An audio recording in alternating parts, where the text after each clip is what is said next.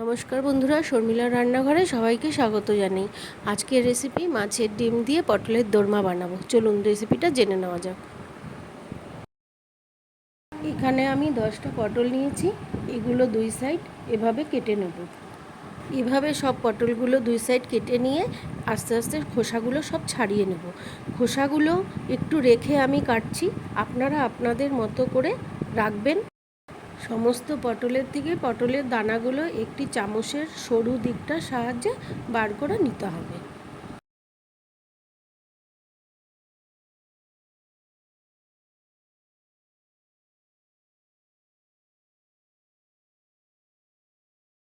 পটলের দানাগুলোকে আমি আলাদা করে রেখে দিচ্ছি, এগুলো পরে একটা কাজে লাগাবো। এখানে আমি 250 গ্রাম মাছের ডিম নিয়েছি। এতে 1 চামচ হলুদ দিলাম, 1 চামচ নুন দিয়েছি, আর একটু লেবুর রস দিয়ে মাখিয়ে নিলাম। এবার পটলের মধ্যে দেবার জন্য একটা পুর তৈরি করে নেব। তার জন্য প্রথমে কড়াইয়ে তেল গরম করে তাতে একটা গোটা কেটে রাখা পেঁয়াজ দিয়ে দেবো। তারপরে তাতে একটা মশলা দেব, তার জন্য 5টা রসুন, 4টে কাঁচা লঙ্কা, 2 টুকরো আদা দিয়ে সামান্য থেতো করে এই পেঁয়াজের সঙ্গে ভালো করে ভেজে নেব। নিয়ে এরপরে মেখে রাখা মাছের ডিমটা দিয়ে দেবো। এরপর ভালো করে নাড়তে থাকবো যতক্ষণ না কাঁচা ডিমের আষ্টে গন্ধটা চলে যাচ্ছে।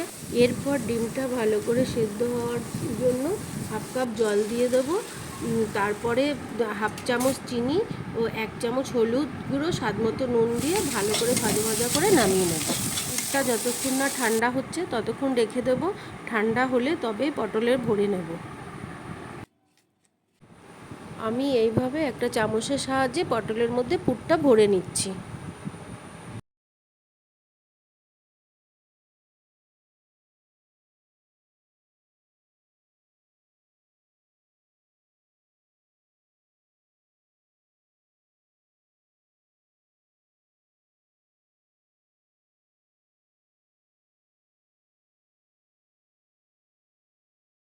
এইভাবে আমি সমস্ত পটলে পুরগুলো ভরে নিয়েছি। পটলের মুখগুলোকে বন্ধ করে নেব, না তো ভাজতে গেলে সব ভেতর থেকে পুরগুলো বেরিয়ে যাবে। তাই আমি একটু ময়দা মেখে নিয়েছি। ময়দা ছোটো ছোটো লেচি করে পটলের মুখে এভাবে আটকে দিতে হবে।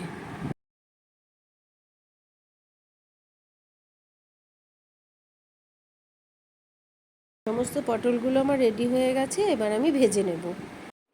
কড়াই গরম হয়ে গেছে, তেল দিয়ে দিলাম পটল ভাজার জন্য। এইভাবে আমি সমস্ত পটলগুলোকে ভেজে নেব।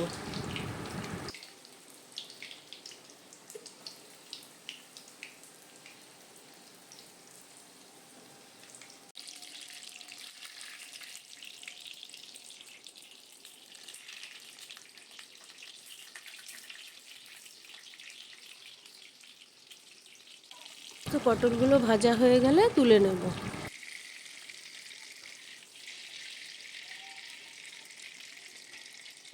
তেলে ফোড়ন দিচ্ছি 2টো এলাচ, 2 টুকরো দারচিনি, আর আগে থেকে কেটে রাখা 1 টুকরো পেঁয়াজ দিয়ে ভালো করে ভেজে নেব।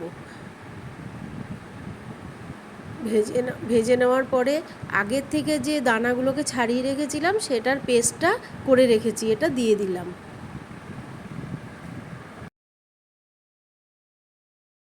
এবার একটা এর মধ্যে মশলার পেস্ট দিয়ে দেবো।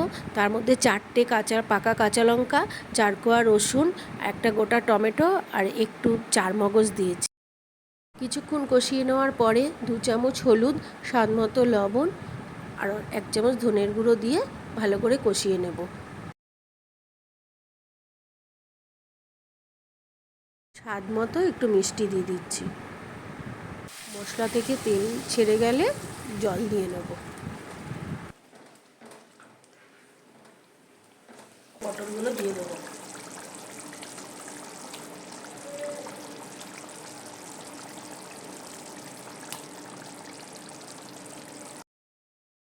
গ্রেভিটা মাখা মাখা হয়ে এসেছে, পটলের দোরমাটা একদম রেডি।